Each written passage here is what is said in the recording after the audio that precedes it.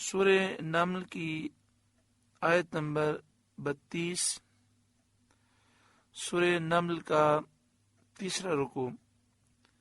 اور 19ویں پارے کا 98واں رکوع۔ اللہ رب العالمین نے ارشاد فرمایا، قالت، ملکہ بلقیس بولی، یا ایھا الملأ،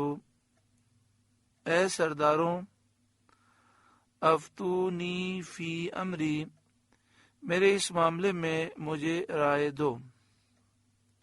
یعنی ملکہ بلقیس کے پاس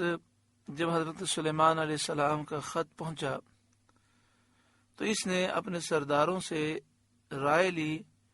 کہ بتاؤ مجھے کیا کرنا چاہیے۔ مجھے سلیمان علیہ السلام نے یہ حکم لکھا ہے کہ تم سب میرے حضور حاضر ہو جاؤ گردن جھکائے ہوئے اور مجھ پر سرکشی نہ کرو، میرے اس معاملے میں مجھے تم رائے دو۔ پھر ملکہ بلقیس نے کہا، ما کنت قاطعۃ امرا حتی تشہدون، میں کسی معاملے میں کوئی قطعی فیصلہ نہیں کرتی جب تک تم میرے پاس حاضر نہ ہو، یعنی میں تمہیں بلاتی ہوں، تم سے رائے لے کر ہی فیصلہ کرتی ہوں، مجھے بتاؤ اس معاملے میں تمہاری کیا رائے ہے۔ قالوا، وہ بولے، نحن اولو قوہ، ہم زور والے ہیں، وَأُولُو بَأْسٍ شدید، اور بڑی سخت لڑائی والے ہیں۔ اس سے ان کی مراد یہ تھی کہ اگر تیری رائے جنگ کی ہو تو ہم لوگ اس کے لیے تیار ہیں، بہادر، شجاع ہیں، صاحب قوت، صاحب توانائی ہیں، کثیر فوجیں رکھتے ہیں، جنگ آزما ہیں، جنگجو ہیں، اور ہمیں جنگ کرنے سے کوئی خوف محسوس نہیں ہوتا۔ والامر الیک، اور اختیار تیرا ہے، فانظری، تو نظر کر، تو غور کر، ماذا تأمرین، کہ کیا تو حکم دیتی ہے۔ یعنی اے ملکہ، ہم تیری اطاعت کریں گے، تیرے حکم کے منتظر ہیں۔ اس جواب میں انہوں نے یہ اشارہ کیا کہ ان کی رائے جنگ کی ہے۔ ان کا مدعا یہ بھی ہو سکتا ہے کہ ہم جنگی لوگ ہیں، رائے و مشورہ ہمارا کام نہیں، تو خود صاحب عقل اور صاحب تدبیر ہے، ہم بہرحال تیرا اتباع کریں گے۔ جب بلقیس نے دیکھا کہ یہ لوگ جنگ کی طرف مائل ہیں تو اس نے انہیں ان کی رائے کی خطا پر آگاہ کیا اور جنگ کے نتائج سامنے کیے اور یہ بتایا کہ تمہاری رائے درست نہیں ہے۔ قالت، وہ بولی، ان الملوک اذا دخلوا قریۃ، بے شک بادشاہ جب کسی بستی میں داخل ہوتے ہیں، اپنے زور اور قوت کے ذریعے جب کسی بستی کو فتح کر لیتے ہیں، افسدوها، اسے تباہ کر دیتے ہیں، وجعلوا اعزت اہلها اذلہ، اور اس کے عزت والوں کو ذلیل کر دیتے ہیں، قتل کے ذریعے، قید کے ذریعے، اہانت کے ساتھ۔ وَكَذَلِكَ يَفْعَلُونَ، اور وہ ایسا ہی کرتے ہیں،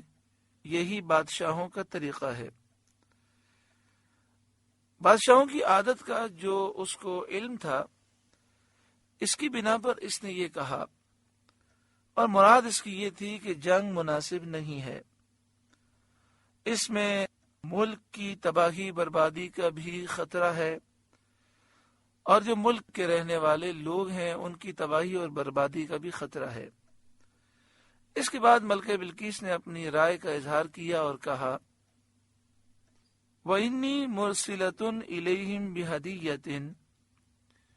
اور میں ان کی طرف ایک تحفہ بھیجنے والی ہوں، فَنَاظِرَةٌ بِمَا يَرْجِعُ الْمُرْسَلُونَ،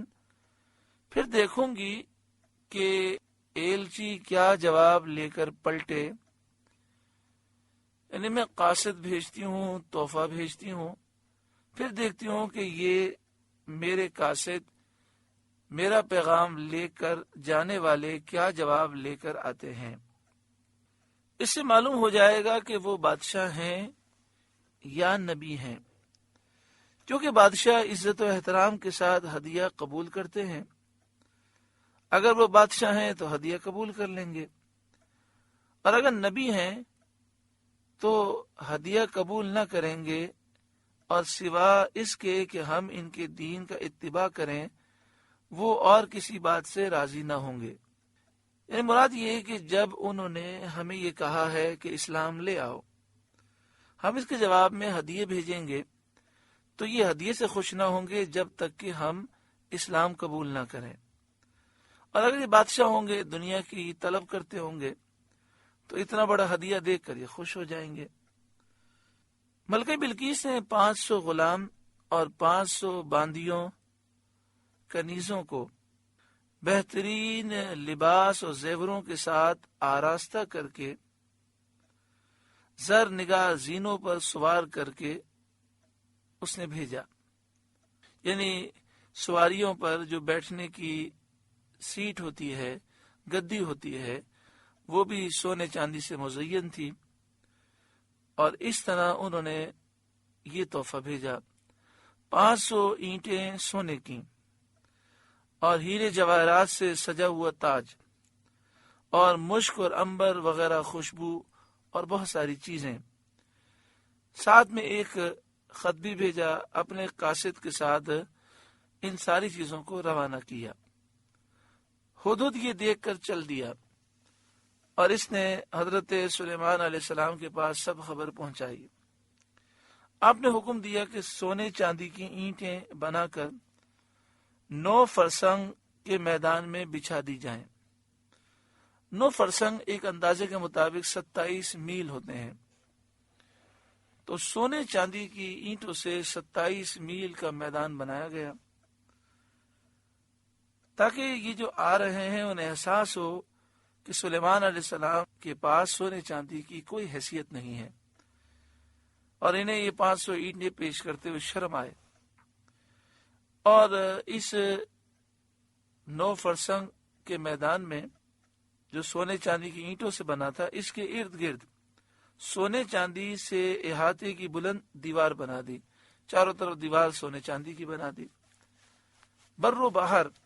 جنگل کے، خشکی کے، سمندر کے، دریا کے، خوبصورت جانور اور جنات کے بچے میدان کے دائیں بائیں حاضر کرنے کا آپ نے حکم دیا۔ فلما جاء سلیمان، پھر جب وہ سلیمان کے پاس آیا، یعنی ملکہ بلقیس کا قاصد اپنی پوری جماعت کے ساتھ ہدیے لے کر آیا، قال، سلیمان علیہ السلام نے فرمایا، اتمدوننی بمال، کیا مال سے میری مدد کرتے ہو؟ فما آتانی اللہ خیر مما آتاکم، تو جو مجھے اللہ نے دیا وہ بہتر ہے اس سے جو تمہیں دیا، یعنی جو اللہ نے مجھے دین، نبوت، حکمت اور پوری دنیا کی بادشاہت عطا فرمائی، سمندر دریاؤں پر حکومت دی، پہاڑوں ہواؤں پر حکومت دی، جانوروں، درندوں، پرندوں، مچھلیوں اور جنات اور انسانوں پر حکومت دی، وہ تمہاری دنیا کے مال سے اور اسباب سے بہت بہتر ہے۔ بل انتم بہدیتکم تفرحون، بلکہ تم ہی اپنے تحفے پر خوش ہوتے ہو، یعنی تم اہل مفاخرت ہو، تم فخر و غرور کرنے والے ہو، زخارف دنیا پر فخر کرتے ہو، دنیا کی رنگینیوں اور مال پر تم فخر کرتے ہو، اور ایک دوسرے کے ہدیے پر خوش ہوتے ہو۔ مجھے نہ دنیا سے خوشی ہوتی ہے نہ اس کی حاجت۔ اللہ تعالی نے مجھے اتنا کثیر عطا فرمایا کہ اوروں کو نہ دیا، باوجود اس کے دین اور نبوت سے مجھ کو مشرف کیا۔ اس کے بعد حضرت سلیمان علیہ السلام نے اس وفد کے امیر، اس جماعت کے امیر مندر بن عمرو سے فرمایا کہ یہ ہدیے لے کر واپس جاؤ۔